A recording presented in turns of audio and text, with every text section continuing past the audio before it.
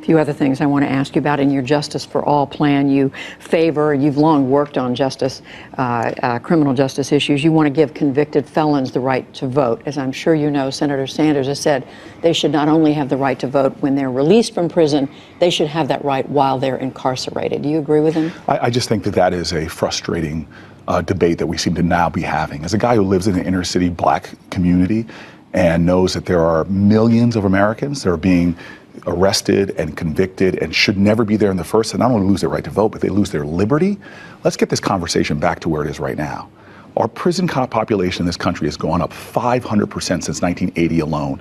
We locked up more people for marijuana in 2017 than all the violent crimes combined. And so here we have a nation that takes away people's liberty and their right to vote for doing things that two of the last three presidents admitted to doing.